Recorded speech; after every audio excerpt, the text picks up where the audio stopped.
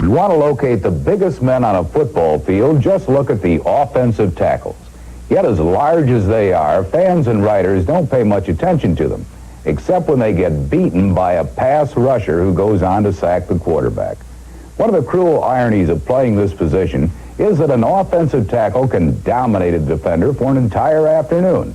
But if he slips up just once, he's a big man who suddenly becomes very small. Pro football is a big man's game, and the biggest play offensive tackle. They average 6'5" and 275 pounds. And set at each end of the line of scrimmage, the tackles are the cornerstones of an offense.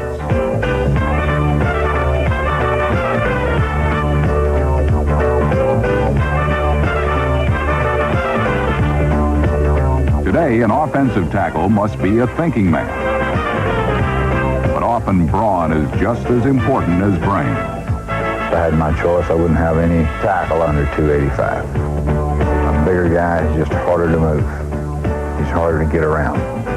He can absorb a lot.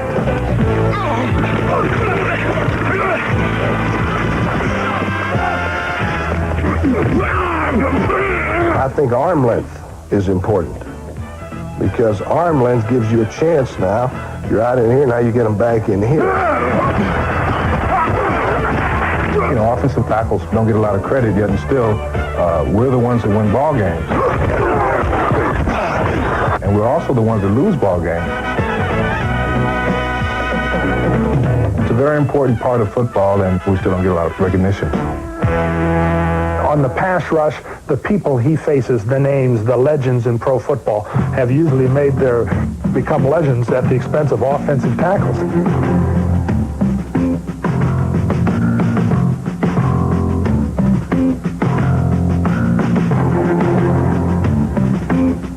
It's a difficult place to play in that you don't often get help from the guard. The guard has an assignment, usually a man on him, or if not, helping the center. So the tackle operates in more space than any other offensive lineman. If you measured out territory that he has to exist in, it's quite large. And again, he deals with a great player. While a tackle's pass protection has turned into a game of push and shove, run blocking is still a game of physical domination. The effect that a 305-pound tackle like Washington's Joe Jacoby has when he pulls to lead a runner can be devastating. More than any other lineman, an offensive tackle is isolated on pass protection. Liberalized blocking rules have helped. However, playing tackle is still a difficult job. A guy can beat me all day. He can make 3 mistakes, give me 3 sacks, and he had a terrible day, which is quite unfair. I realize that. But those are the breaks that comes with it.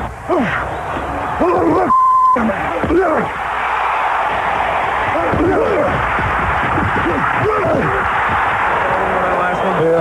You got beat? Yeah. What'd he do to you? I don't know.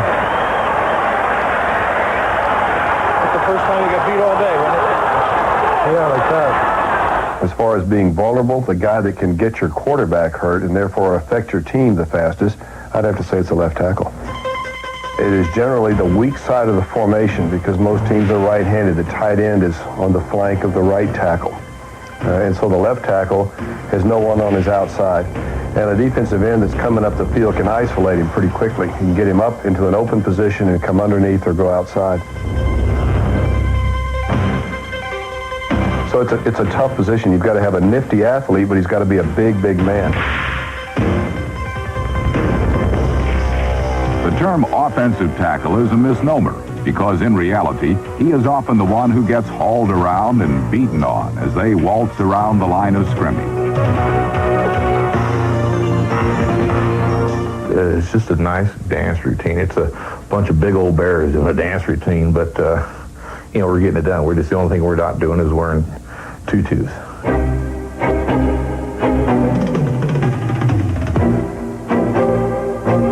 Once this punishing ballet begins, it's hard to tell the offensive tackles from the defenders they're trying to block.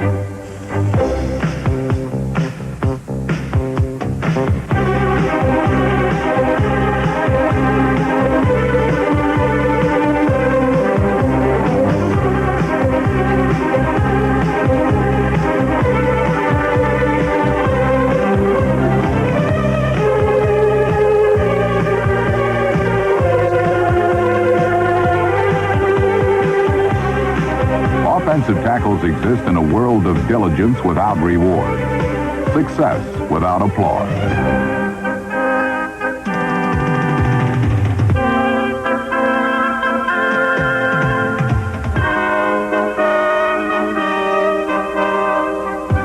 It's a tough job, but the men who do it are even tougher.